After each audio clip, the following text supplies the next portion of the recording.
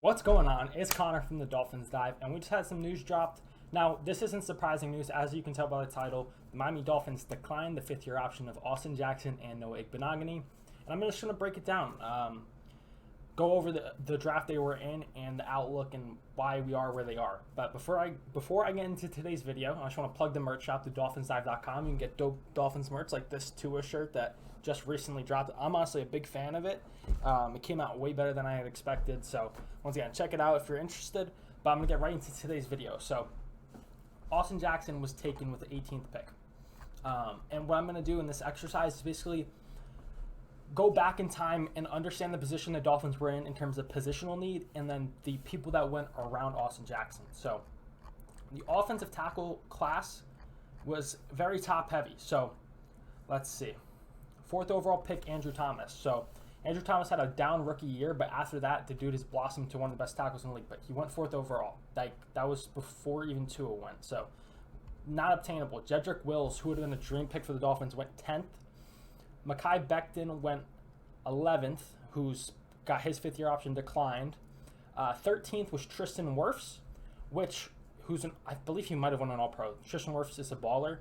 And there was actually rumors that the Dolphins were trying to trade up with, I think it was the Saints at the time. I forget who had the pick.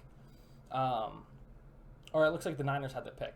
But this is basically the only option the Dolphins could have made that would have been successful. So moving up from 18 to 13 and getting Tristan Wirfs. Like I said, I believe the Dolphins were legitimately in there. I don't know where I saw the report, but it's something that I've talked about with other Dolphins fans, and I'm pretty sure there was a chance we could have gotten Tristan Wirfs.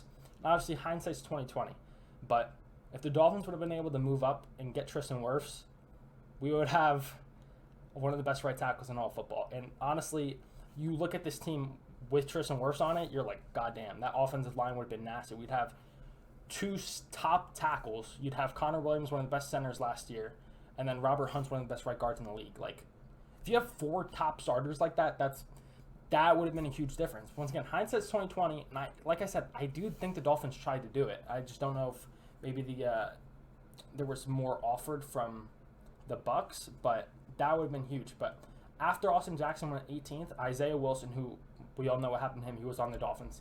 He was a bust. Ezra Cleveland, I might be ignorant. The Vikings had a very good tackle, but I do not think it was Ezra Cleveland.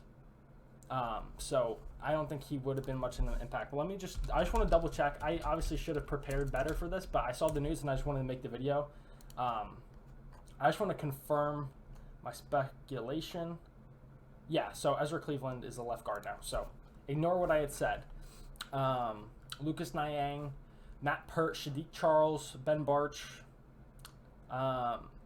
But especially at the pick, there weren't many good options. You know what I mean? So I think the Dolphins, best case scenario, could have moved up and gotten Tristan Wirfs, but obviously it failed. It didn't happen. And we got Austin Jackson, who hasn't panned out.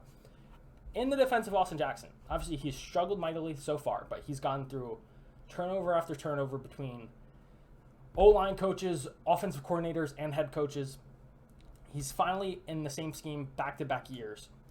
His scheme fits his athletic profile, and the coaching staff was happy with what they had seen with him, but he just got unlucky with injuries. So I think there's still room for Austin Jackson to be a quality starter for the Miami Dolphins. And just to prove the point further, he's 23 years old. He's still a baby. You know what I mean? So there's a lot of progress that is still obtainable for Austin Jackson. So I wouldn't write him off quite yet. Obviously, for the 18th overall pick, is it a letdown? Yes. But like I just went over with offensive tackles, there weren't many better options. Obviously, if we could have traded up for Tristan Wirfs, that would have been a dream scenario. But I believe the Dolphins tried and failed. Now let's go with Noah Igbinoghene, which honestly is very similar to Austin Jackson. They both had very good athletic profiles, were more raw talents that they were hoping to develop. And obviously, both have not panned out so far. But once again, cornerbacks. Jeff Okudah went third overall and got traded in this offseason. C.J. Henderson got traded.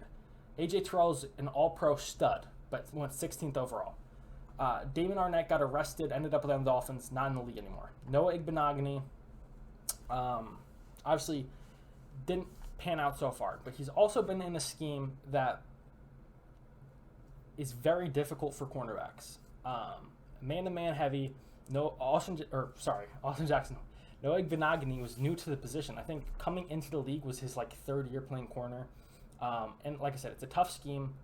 Once again, first round pick, there's a lot of pressure on the guys, and he's not lived up to that one bit. He's barely even played. He's only played due to injury. But once again, Noah Igbinoghene, I'm going to guess, is 23. Let me look it up. I'm nearly positive he's 23. I think he's the youngest player in the draft. He's 23 years old. So I think he's going into his 4th year into the league at 23.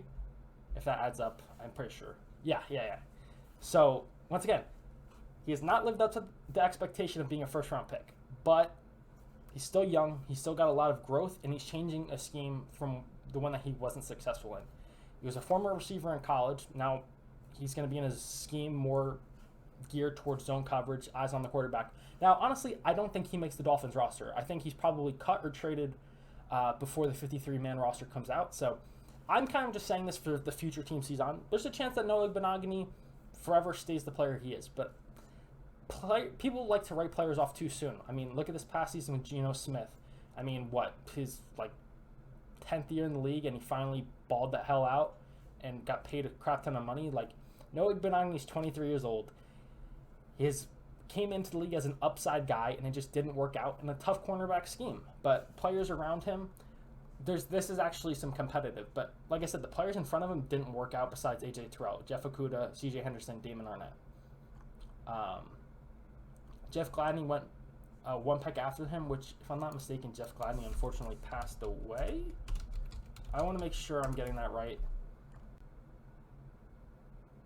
He did. So that's very unfortunate and horrible that Jeff Gladney passed away. But Jalen Johnson went 50th overall, who's a stud for the Bears, but he wasn't a scheme fit for that at that time. Obviously, you have to take that into account. Trevon Diggs went 51st overall, which was a very good pick for them.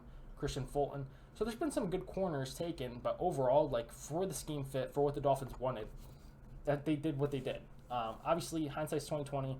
Chris Greer relies heavily on what his coaching staff wants, and it didn't pan out. I don't think he's going to make this roster, quite frankly. I think he probably gets traded or cut.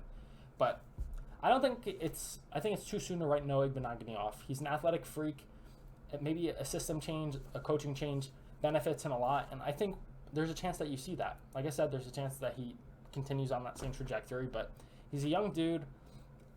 I don't think you should write him off, but we'll see what happens with their careers. I hope you guys enjoyed today's video. Comment down below your thoughts, and until next time, I'll catch y'all.